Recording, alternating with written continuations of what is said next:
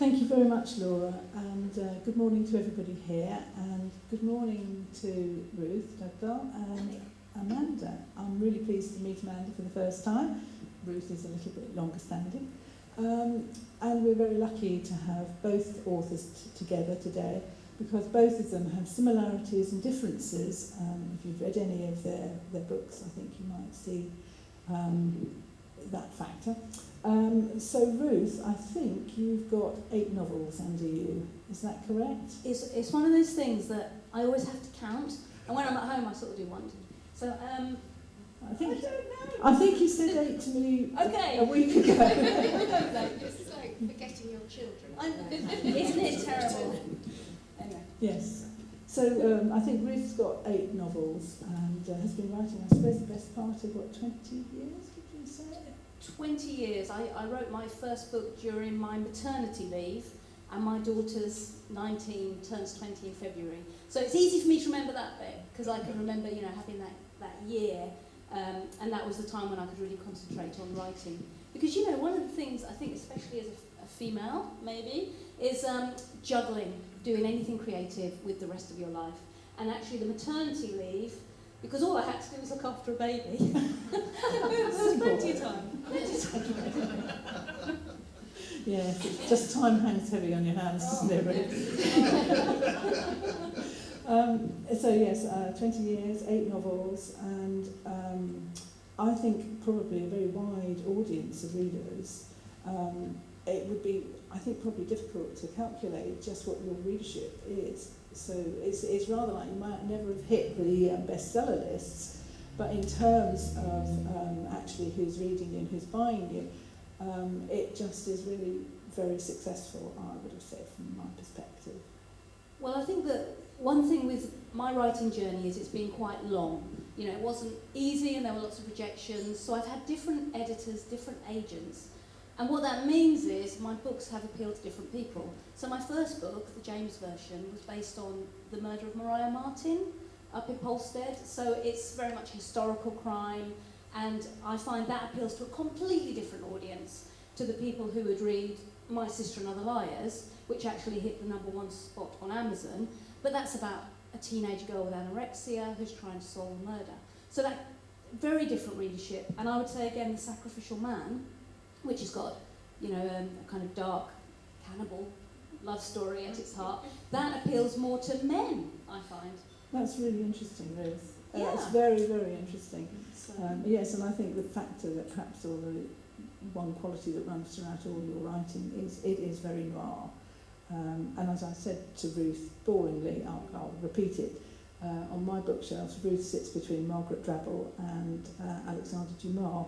So a woman's writer sitting next to a very 19th century noir writer, which I rather like, actually. I think that's and I think that's what he would be doing himself. But Amanda, on the other hand, you've got 2 novels, both of which have, I would think, been very successful from where I'm sitting. Both different, but both have, I think, themes running through them which tie up together. So how long when did Britannia Road come out? So 22 Britannia Road was my first novel, which was published in 2012, and was one of those sort of extraordinary things that you think, oh, I'll write a novel, and don't actually tell anybody you're going to go and do it, and eventually you're like, okay, I've finished writing this novel, now I need to find an agent. And I'm very timid, actually, about rejections, and I actually contacted an agent on a Sunday night, and it was a particular agent that I really, really liked. In fact, she represents Margaret Forster. We had a conversation about Margaret Forster's writing earlier. And on her website, she said, I'm not taking any other writers. I'm completely full, so please don't contact me. And so I thought, right, I'll contact her on a Sunday night, because that'll leave till Monday morning at least before I get a rude email back saying go away. So I sent, the sort of normal kind of 10 pages and press send. Immediately thought, no, I should rewrite the book, give it a couple of weeks and then press send. It's too late, it's gone. And about half an hour later, I had a little ping in my email. I was, oh no. She's telling me to go away really quickly. And she actually said, oh, this is great. Can you send me the manuscript? And for those of you who are writers in the room, you get this moment where it's like, and then they ask for the manuscript, the full manuscript. And it's like, oh, okay, even bigger rejection coming, surely. And the Monday morning she called me and was like, I love this, I want to represent you. And it was all kind of dreams come true for me. It's almost oddly sort of like, be careful what you wish for. It was almost like, oh, I'm not sure I'm ready for that. And yeah, it's a very odd story. Britannia Road then went to auction with 5 major publishers. It's sold in 17 different languages. It's sold in 25 territories around the world. It was on bestseller lists. Literally, when it came out, I was packing my bags to go to America. You know, before that, my kind of things I did on my own, because I had children and a family, was going to the supermarket on my own. That was like my biggest adventure. I was like a little hobbit, you know. I wasn't ready for a grand adventure, and then suddenly I was on planes doing American book tours and that sort of thing. So, and what was interesting for me is that I took the time I needed to write that first book, but the second book was contracted, so I had 2 years, and that was a very different experience for me, writing a book under contract, writing a book where they were asking me for a blurb about it, because marketing and publishing in books is so far ahead, and I'm sure you have the same thing. You know, I was like, I haven't written it. Just tell us what it's about. You know, and so that was a really different experience for me. It was kind of my growing up time as a writer, I think. And I then went on to write a novella for Penguin in America, which I haven't brought with me because I forgot. And that was a really lovely experience because that was with a lot of very well-known American writers, so I was very lucky to be part of that. And I'm writing another book at the moment, but interestingly, and I don't know if it's to do with my experience of being so well published to begin with, is I am taking my own time with it. It's mine for a while. I think what happens is, and I don't know how you feel about that, Ruth, but what happens is the book's not yours anymore. And although that's true, because you want a readership and you want the readers to own the book, it's quite an odd experience, letting go of your book. No, I completely feel like that. That, you know, and as writers, I think that once the book is published, it's not ours anymore. I think it does become the readers. And when you meet people who've read the book, and they'll ask you questions about characters, you know, what happened to this character, or this is what I think. And I kind of think that's all valid. It's like it becomes, because, you know, it's like that idea that you can't put your foot in the same river twice. You know, the book becomes something different to a different readership. Just like if we read a book, we read it differently every time, don't we? So I really believe that it isn't ours anymore. Once my book's published, I don't read it anymore. I think it'd be weird if you did, actually, as a writer, apart from when I'm doing a reading.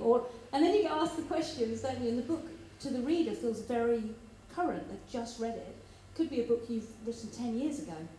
So you have that awkward thing where you say, I just don't remember that.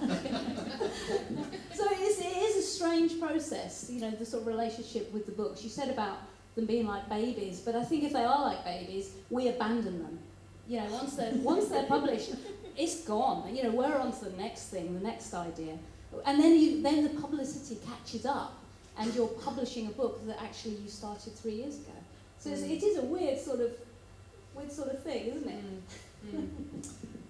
So I think that I can imagine those poor little books out there just strolling through the streets. I don't like to think of them being abandoned. No. So you were saying about writing a second novel and the publishers asking you for what it's about. So in terms of that, which is kind of all to do with the origin of your ideas, do you think perhaps, Amanda, you could just tell us a little bit? I mean, I really don't want to phrase this question as, where do you get your ideas from? But the birth of the nub of the story, the kernel of the story. Yeah, of course.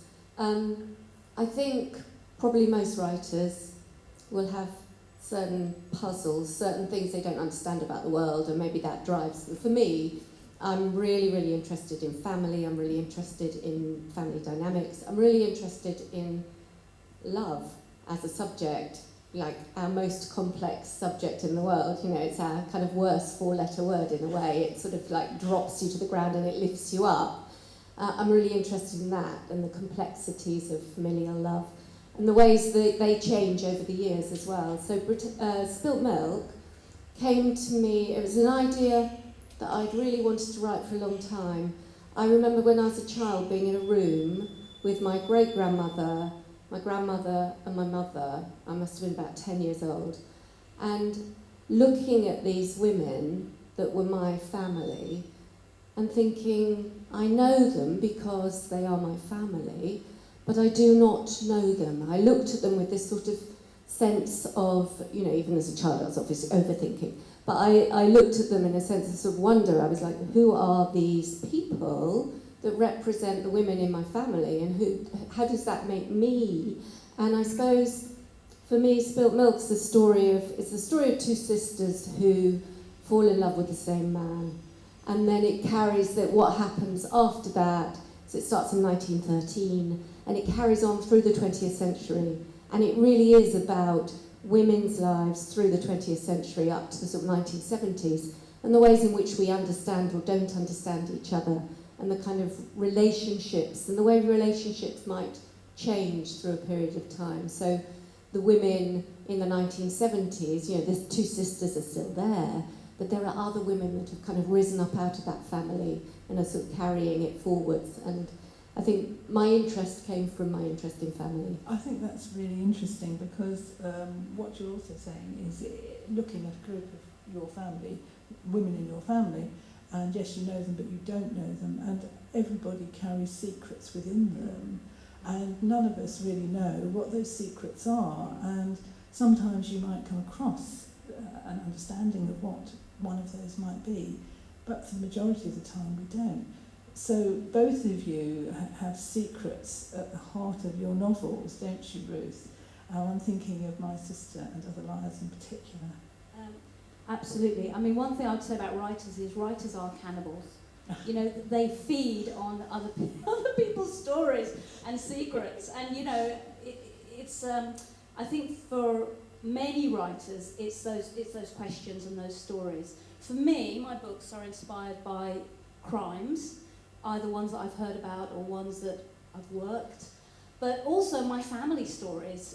My mum is, she raises her eyebrows, but she's a real storyteller, and I grew up with these sort of family stories that were often quite dark or noir. And I mean, one of the family stories that I've utilised in one of my books is one of my relatives was a sleepwalker, and he was a farmer. And he was like a severe sleepwalker. For example, he used to ride horses and go on hunts. And one time he was dreaming he was on a hunt and he jumped out the window. And another day, he'd been culling chickens all day, and that night his wife woke up to find that he had his hands around her neck. And he was dreaming that he was culling chickens. But this got me thinking about, you know, sleepwalking, and what about if you had killed somebody in your sleep? And then looking into that angle and finding out that sleepwalking is used as a defence in murders here and in America, and the jury will convict 50% of the time and acquit 50% of the time. It's one of those, whether or not you believe the sleepwalking defence. So I was able to sort of pull on that with the things you didn't see, which is about a farmer in a similar situation. And My Sister and Other Liars definitely pulls on some of my family stories too, but also the idea, because it's about a teenager who's trying to find out who attacked her sister, because the police don't know. And it pulls on this case I heard of on TV once, and this young woman was saying her sister had been attacked, and nobody was talking, and she said, 2 things kill me about this. One is, the guy who attacked my sister could be next to me in the queue in the supermarket, because he's almost certainly local. And the second thing is, people know. People in communities, they know. You know, every criminal has a whole host of people who know what they've done.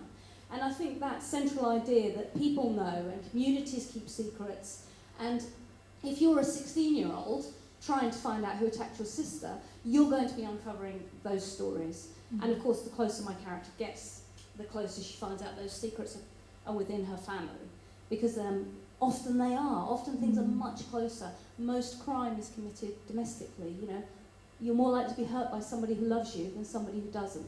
And I think that idea of love, I mean, I'm also very interested in love. That's a sort of central theme, which people might find odd for a crime writer or crime novels. But I think it's the human experience that we're writing about. I think what's really interesting is that both of us talked about our own family. So you said, where do you get your ideas from? Yes.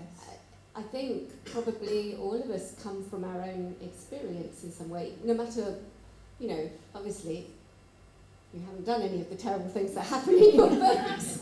But So we think. Let's hope, eh?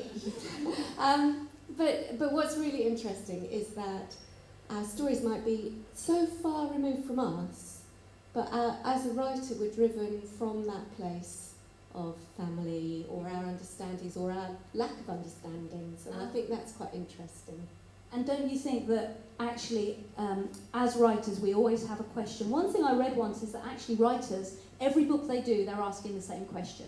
Mm-hmm. And I think as writers, our job is to work out what is that question that we're trying to answer. Because I don't think we necessarily know. No. You know, as a writer, you may be a few steps ahead of the reader, but you're not the whole way ahead. You don't know where this book's going. You don't know what these characters are going to do. And it is something about answering the questions that bother you. Yeah. You know, that It's interesting you say that as well, because then, so they're like two camps of writers. There are the ones who kind of start and they don't know where it's going, and there's that, you know, there's that adage of writing a novel is like driving a car in heavy fog with just about enough light to see.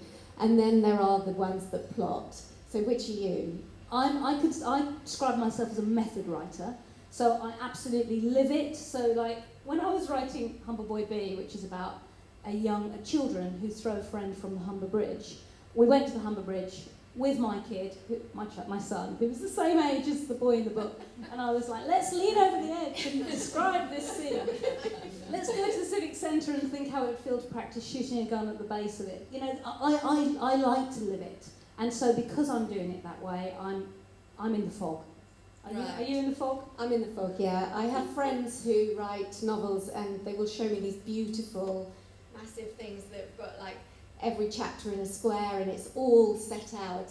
And it frightens me witless. Because I was like, if I tried that one time I was like, okay, I'm going to plot the novel, start to finish, little boxes, everything done, and then I looked at it and I was like, well, that's that done then, isn't it? You know, and there was no, I couldn't go any further with it, whereas I quite like you, I quite like the idea of you start and you let the characters kind of lead you, you let the story sort of develop, and each time it's like, oh, and the moment you get an idea that's like, oh, that's how it would have been. Yes. I mean, I love the idea. I mean, I do have the coloured pens and the coloured, you know, and I have the flip chart, and I think this time I'm going to plot it out. Chapter 1, different colour pen for each character, and all that stuff that you're supposed to do. I've had writing mentors before say to me, you would save so much time if you plotted your books. And I do try, and then what happens is the characters, they take on a life of their own. So you've got this character who's a minor character, you think, and they're the ones you're thinking about.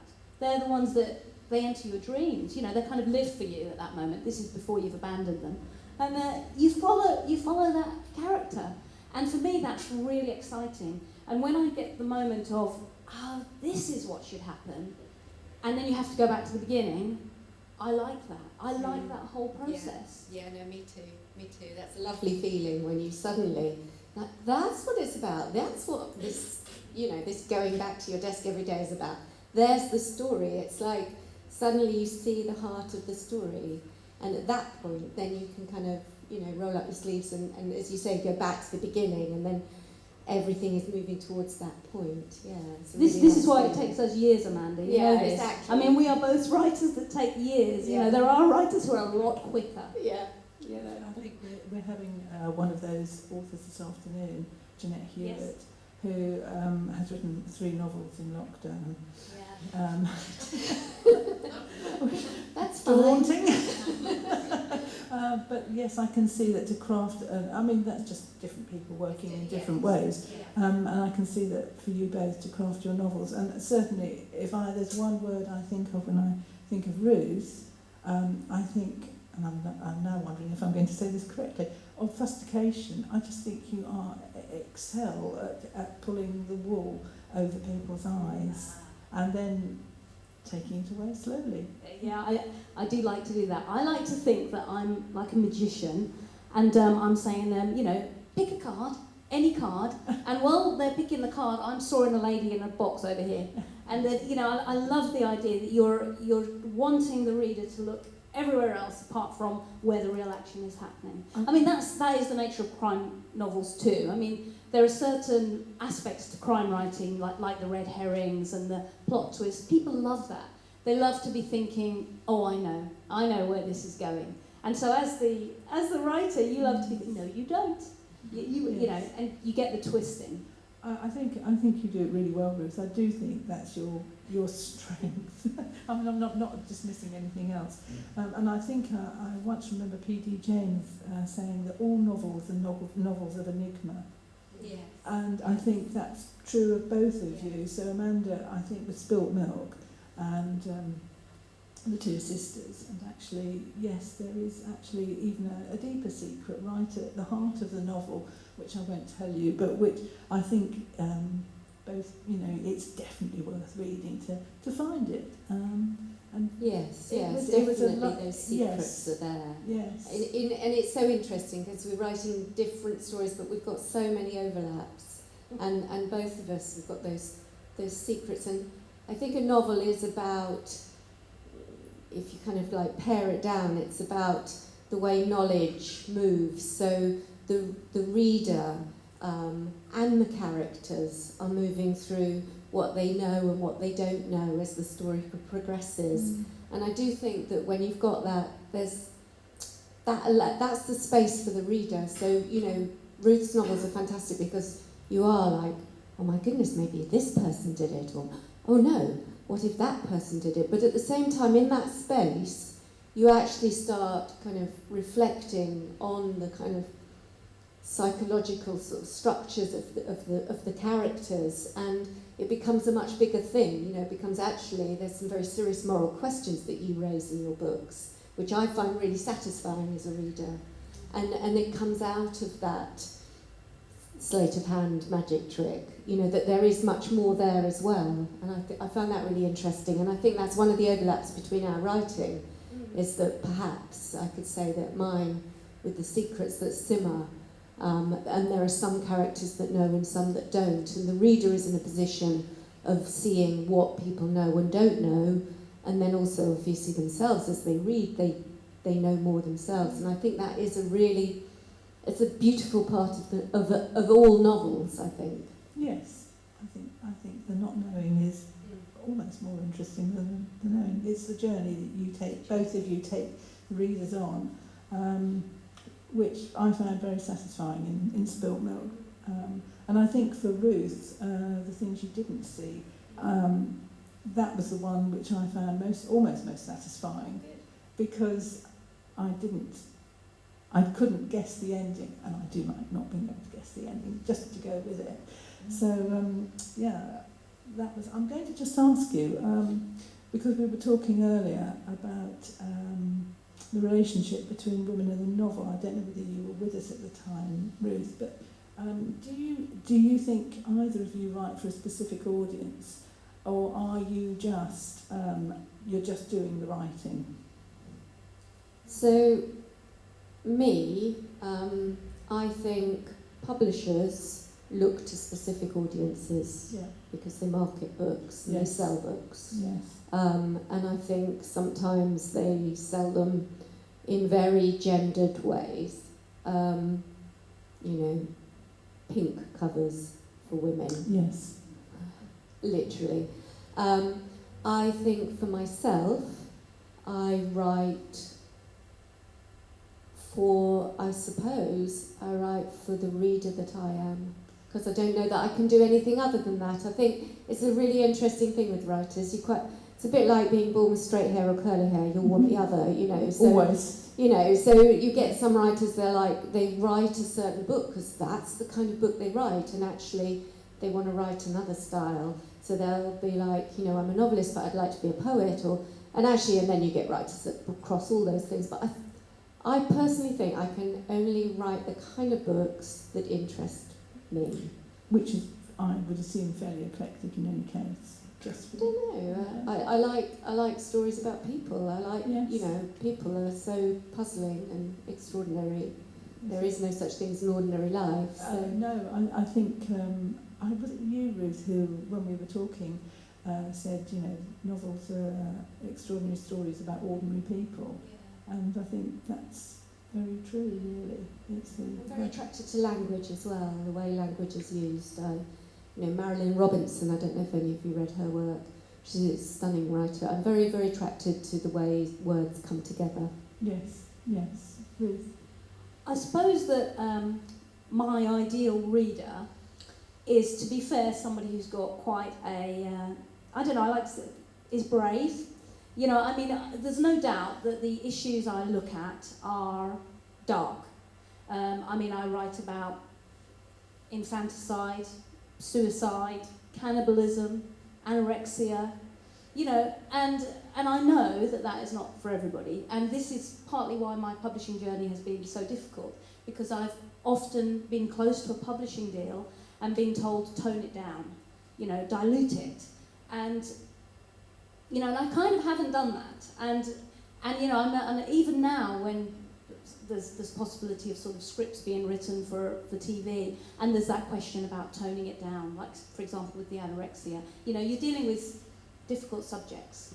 So I suppose when I think of my ideal reader, they're not going to be flinching about that. In fact, they're going to be curious about that, which I suppose is what I am. Those are the subjects I'm interested in. Fundamentally, I want to know why people do this stuff. You know, that's why I was a probation officer too. Actually, to sit with a criminal and talk to them for an hour every week about why they harmed somebody, you know, burgled somebody's house, that is actually what it was interesting to me. As well as wanting to reduce the crime, I've got an avid desire to know the answers. So when I was working at the prison, Suffolk prison, with children who'd committed murders, this was after the Bulger case, I still wasn't getting that question answered, you know, because people don't know why they do things. They don't know why they commit crimes. You have to help them understand it, actually. And so I wrote a book, because actually in a book you can more satisfactorily explore the question. And actually, because you have to come to a conclusion, you have to end, you come to some kind of an answer. It might not be a full answer, but it's something of an answer. So I think for me, the process of reading my books, and for me writing them, is exploring those difficult questions about why people would harm others, usually people they love, in that way, and to give some kind of resolution to that. So yes, there's an entertainment aspect, but to be fair, that's not my main goal. You know, I want people to be excited by the book. I want them to like the twists and the red herrings and all that. But fundamentally, I want them to be thinking about some of those questions. I think that comes across really, really strongly in your books. And you know what I was saying about your red herrings, but those are the places where actually you raise these sort of bigger moral questions. And I think that idea of examining our monsters that are within us all in various ways is about empathy, it's about understanding, it's not about... I think it's really interesting that you talk about resolution, and certainly in my writing, which is very different, and yet we have these overlaps, it's about, there is a sort of reconciliation, I think, that goes on, a desire to understand, maybe not to excuse or to forget in any way, but to have some form of reconciliation, some form of understanding, and it sounds like that's a similar thing that you're doing. It's not to forget or to pass judgment, but to look at what's going on, and as you say, to find a partial resolution, to find a way of addressing who we are, I suppose. Yeah, and I think one of my beefs, really, one of the things I dislike about certain crime novels is when it is very much about entertainment, and it's sort of gratuitous, and it's meant to be thrilling, and that's definitely not what I'm interested in. And I think it is.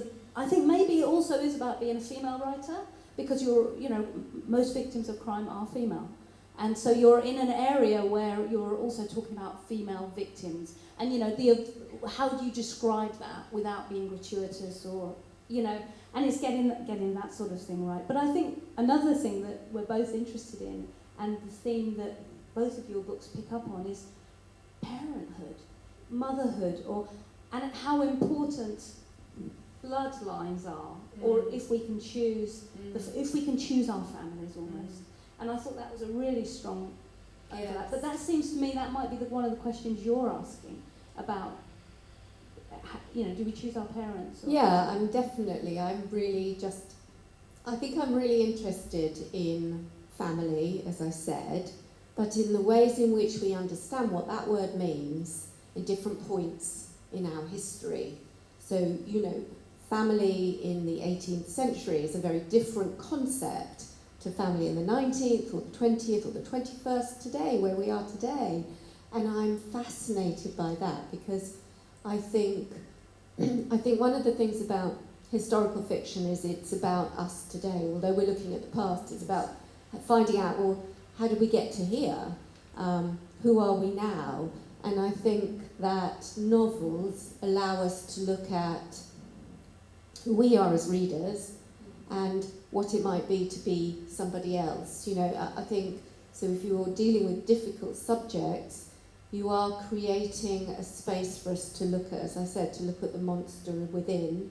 And I think with parenthood, it's such a powerful aspect of humanity. It's so deep within us, and our own, everybody in this room will have different understandings of what parenthood means, about what it means to be a daughter or a son or a mother or a brother or a sister. And, the stories in this room, I can kind of feel them. They're all there, and I suppose... Be careful. No. I suppose the thing is for me that, in the way that, like My Sister and Other Liars, is an extraordinary look at a young woman who is trying to grapple with how she feels about family, and she feels really strongly about family, even when actually her family are not the most positive element of her life, probably. But she believes in that idea, and I think that's quite interesting, that perhaps your novel asks us to look at the ways in which we culturally construct family, the ways in which we put a great deal of pressure on people. What is it to be a mother? What is it to be a perfect mother? Is there such a thing? Is that actually a dangerous place to step into? And I think that comes across really well in your novel, and I think it comes across in my writing, and that's what's so interesting, that kind of overlap. I think you talking about parenthood is quite germane to this whole fest, actually, because in both of your books, in each title, the strong characters are the women, and it's more of a matriarchy than a patriarchy. Particularly going back to the James Project, Ruth's very first novel, but the matriarchy comes through, and in Britannia Road, I very much felt that it's the female protagonist who is the strongest character, who's driving the whole novel through. Really interesting that you know about the parenthood aspect. So yes, and also in the 18th century, as you say, very different family, but I think the women again were driving the whole scenario. So that's a really interesting point. Thank you, Amanda.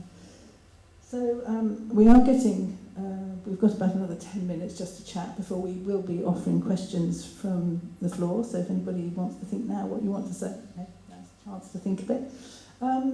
And just another question, because how much does your reading inform your writing, do you think? Your own personal lives as readers, which we can't underestimate.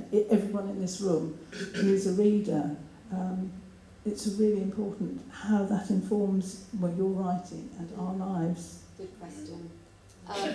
Yeah, one of the really nice things about this room right now is that I'm surrounded by people who love books, and that just feels good. It's like, oh, welcome. Yeah, obviously, I think all writers are readers first. Definitely. Would you agree? Or I'd be suspicious of a writer who didn't read. Yeah, exactly. So I think I mean, there is a train of thought that thinks that all books come out of other books. So there's this idea that there is a literary tradition, if you like, a way of writing. So if you go back to the early 19th century novel, which was like quite an important time in the history of English literature, that all other novels have come out of that shape. Then, of course, there is the other idea that no, literature comes from who we are, our cultural moment, the ways in which we change. And so I suppose I'm kind of between the two, probably. But I know that if I'm stuck with my writing, I'll go to my bookshelf and read somebody for a while. And then I'll be like, I'll kind of go, oh, okay. And then it frees something up. So I do reach out to other books sometimes, and I do have writers I have writers I particularly love as a writer, and then I have writers I particularly love because I just love reading. I suppose there's two. Yes. Yeah, I mean, I would say that books are my friends. I was the kid at school. I went to Chantry in Ipswich, which wasn't a particularly wonderful school at the time, and I was quite badly bullied, I suppose, and the library was a refuge. And this is something you hear a lot with people who love books, that libraries are refuges. And books have always been a place I have gone for solace and understanding. So, you know, when I was 19 and my first proper love affair ended, my response to that was to read Romeo and Juliet, because it told me something about love. I mean, maybe that wasn't the best choice. Bad ending. I know, that's something about me, isn't it? But a few years ago, we moved as a family to California, and I was terrifically homesick. I was so miserable. I had no friends, no family. Obviously, my husband's out at work all day, the kids are at school. I was in, you know, it's not easy to live in a foreign country, as I know you know, Amanda. And I went to the bookshop to try and find a book to read, and I found this book called The Lonely City, and it was by Oliver Lang, and she'd moved to New York to be with her fiancé, and he'd ended the relationship the day she arrived. So she was in this flat on her own, British, and wandering around this American city and feeling completely alone, didn't even know how to order a coffee because they order it differently there. You know, you have to ask drip coffee and all this. And I just read this book and I didn't feel alone. You know, there was somebody else who felt like me, who understood this loneliness of being British in an American city where they didn't have anybody. And for me, I've always done that. You know, when I've been ill, I've wanted to read books about people who are ill. You know, if I'm ever in a bad place, or even in a happy place, but mainly in a bad place, that's when books can really help. So it's going back to that question, you know, it's not feeling, you're not alone. If you've got a book, you're not alone. You can find your situation reflected. And then if somebody else has been there, you know, you've sort of got a friend. So that's what I feel. Completely agree. I think that's a really nice place to finish, actually. Just that love of books and the worlds that are in there, you know, the story worlds that you step into. Like, it's the most magic kind of time travel you can get, you know, probably the only one. And it does help us explain the world around us, doesn't it, as absolutely. Ruth is saying. And also, just to tie up what you were saying a little bit earlier about your writing and stories coming from within the family, and fairy stories, I think, really inform your writing. And fairy stories, novels, they are the same thing at essence. And I think there are only 7 major plots in the world, aren't there? Something like that. And it's just a constant reworking to explain us in the world we are today. Yeah, absolutely. So, We're all storytellers, like all of us. Yeah. Yes. It's the human existence, isn't it? It's sitting around the fire telling those stories. Absolutely. And I think I wish Kate Sawyer, who's coming here this afternoon, I wish she was here, because that is an element in her novel, The Stranding, storytelling around the fire, which I don't want to give too much away about the plot. So, but it's worth reading. Definitely worth reading.